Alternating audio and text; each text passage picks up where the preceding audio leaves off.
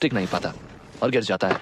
और चंद्रन फिर से उस जड़ी बूटी को हासिल करने के लिए अपनी काबिलियत दिखाता है, पर चारू दर्श को अपने एक हाथ से उठा लेती है और चंद्रन को दर्श से दूर रहने को कहती है। और फिर चारू दर्श को वो जड़ी बूटी दे देती है। दर्श वो सुनहरी जड़ी बूटी को अपने हाथ में लेता है। पीछे हल्की सी बिजली की आवाज आती है। दर्श कहता है, चारू, तुमने मेरे लिए जो सोचा और जो किया उसके लिए बहुत बहुत शुक्रिया। आशा है मैं तुम्हारे इरादों पर खरा उतरूं। चंद्रन कहता है, तुम्हारे पास वक्त बहुत कम है। चौथे स्तर की परीक्षा कल ही है। तुम्हारा कोई कुछ भी अच्छा नहीं कर सकता। चारू, ये सुनहरी जड़ी बूटी दर्श को देने का अफसोस तुम्हें बहुत जल्द होगा। चारू कहती है, फिलहाल तुम यहाँ से चले जाओ, वरना तुम्हें यहाँ होने का अफसोस ज्यादा होगा। चारू की आंखों को देख चंद्रन डर जाता है और वहां से निकल जाता है। दर्श चारू को हाथ जोड़ के नमन करके वहां से निकलता है। दर्श थका हारा अपने कमरे में आता है, बैठ जाता है। उसे चंद्रन की बात याद आई कि कल चौथे स्तर की परीक्षा है। दर्श अपनी जेब से सुनहरी जड़ी बूटी निकालता है। दर्श को याद आता है कि आज से 5 साल पहले एक जोर की बिजली गिरी थी जिसने पूरे आइलैंड को नष्ट कर दिया था। उस आंधी का नुकसान ऐसा था कि एक पेड़ या एक पत्ता कुछ भी नहीं बचा था। सब वीरान हो गया था, जैसे वहां कभी कुछ था ही नहीं। और एक 10 साल का लड़का वहां दौड़ के वो तूफान से भरे आसमान के नीचे भाग गया था। वो बच्चा और कोई नहीं, दर्श था। 5 साल हुए इस बात को। काफी लोगों ने बहुत कुछ जानने की कोशिश की, वो तूफान आखिर कैसे और कौन सी दिशा से आया, पर कोई सुराग ना था। बहुत खोजने के बाद भी कुछ नहीं मिला था। दर्श वो जड़ी बूटी को देखता रहा। उसकी नजर के सामने एक झटके में उसका पूरा दिन तेजी से गुजर गया। दर्श के दिमाग में सबकी कही हुई बातें, सबके ताने उसे सुनाई दे रहे थे। दर्श नाराज होने वालों में से नहीं था। वो ताने, अपमान, चंद्रन का कहा सब याद करके भी उसके चेहरे पर एक मुस्कान थी। दर्श को एक बार के लिए लगा कि ये जड़ी बूटी उसे चारू को वापस कर देनी चाहिए। शायद चंद्रन की बात सच है, वो ये जड़ी बूटी के काबिल नहीं है। दर्श वो सुनहरी जड़ी बूटी को बाजू में रख के सो गया। अचानक दर्श को हल्की सी बिजली की आवाज सुनाई दी। दर्श की आंखें खुली और उसने अंधेरे में देखा वो सुनहरी जड़ी बूटी एक दिए की तरह चमक रही थी। दर्श उस चमक से अपनी नजरें हटा नहीं पाया। दर्श उठ के बैठ गया। दर्श ने उस जड़ी बूटी को देखा और सोचा कि जैसे 5 साल पहले वो तूफान आया था और उस तूफान से दर्श की जिंदगी में जो बदलाव आया था, शायद ये जड़ी बूटी भी उस तूफान की तरह दर्श की जिंदगी बदल दे। दर्श ने उस जड़ी बूटी को अपने हाथों में लिया और दोनों हथेलियों के बीच उसे रखा। अपनी आंखें बंद करके उसने वो जड़ी बूटी को अपने हथेलियों के बीच घिसा। अचानक उस जड़ी बूटी में से एक सुनहरा धुआं निकला। दर्श के रोम रोम में एक अजीब सा झटका लगा, जैसे फिर से वो आंधी तूफान आया हो। वही 9 रंग की लकीरें आसमान में खिंच गई हो, उतनी ही तेज बिजली गिरी हो। दर्श ने एकदम चौंक कर अपनी आंखें खोल दी। दर्श की आंखों में रोशनी की एक किरण समा गई। दर्श को शायद उसका अंदाजा भी नहीं हुआ। दर्श फिर से अपनी वही मुस्कान लिए अपनी हथेलियों को देखता रहा जिसमें उसने जड़ी बूटी घिसी थी। दर्श के अंदर एक अलग ही शक्ति का प्रवेश हो चुका था, जिसका अंदाजा फिलहाल उसे खुद नहीं था। क्या होने वाला था दर्श की जिंदगी में आगे, जानने के लिए सुनते रहिए।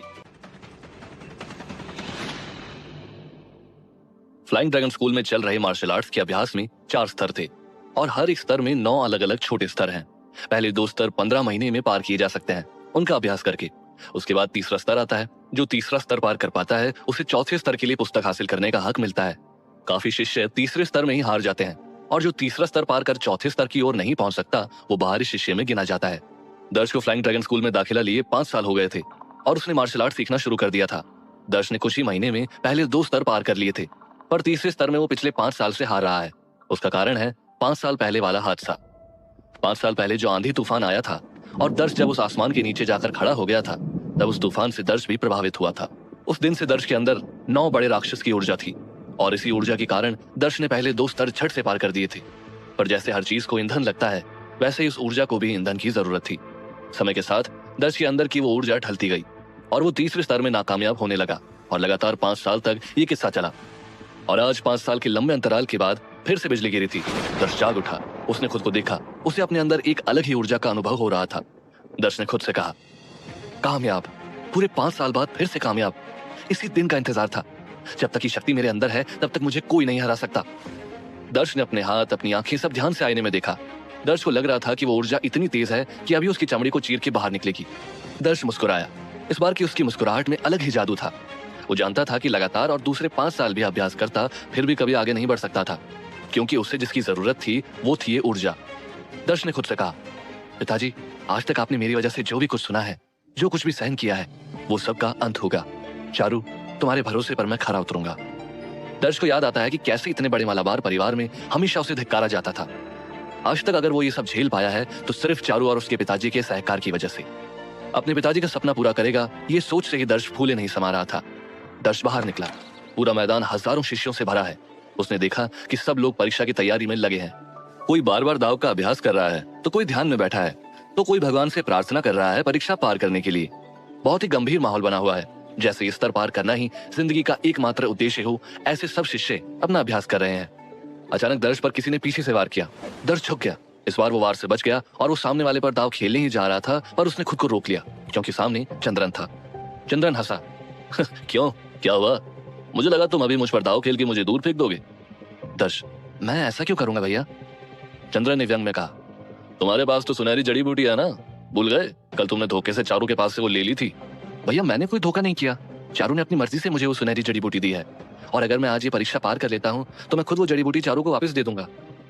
चंद्रन हमेशा की तरह आज भी दर्श को नीचा दिखा रहा था, पर दर्श की मुस्कान ने चंद्रन के इरादे को हिला के रख दिया था। चारू ये सब दूर से देख रही थी। एक आखिरी अभ्यास की घोषणा हुई। परीक्षा में भाग लेने वाले सब शिष्य को एक साथ अभ्यास करना था, वो भी दिए गए कुछ समय में, और सबसे वरिष्ठ उन सब पर नजर रखने वाले थे। अभ्यास शुरू हुआ। सब शिष्य अलग अलग दाव का अभ्यास करने लगे। कोई हाथ से दाव खेल रहा था, कोई पैर से दाव खेल रहा था, कोई औजार का इस्तेमाल कर रहा था। दर्श भी सबके साथ था, पर हर बार की तरह आसपास के शिष्य के औजार लगने से दर्श गिर पड़ा। चंदन इस बात से खुशी मना रहा था, पर चारू को अभी दर्श पर भरोसा था। दर्श एकदम से उठकर दाव खेलने गया, पर उसने खुद को रोक लिया क्योंकि वो अपनी ताकत फिलहाल किसी को दिखाना नहीं चाहता था। इतने में एक आवाज आई, शांति। सब शांत हो गए। सबने देखा सामने देवी है। देवी, फ्लाइंग ड्रैगन स्कूल में पहले नंबर पर रहने वाली एकमात्र लड़की। देवी 12 साल की थी जब उसने ये स्कूल में दाखिला लिया था, और 15 साल की हुई तब तक उसने तीसरा स्तर पार कर लिया था। वो पहले नंबर पर थी, पर अचानक वो बड़ी हो गई। वो 20 साल की हो गई, और इस 5 साल में वो पहले क्रमांक को अपने पास क्यों नहीं रख पाई, वो अब तक एक राज ही है।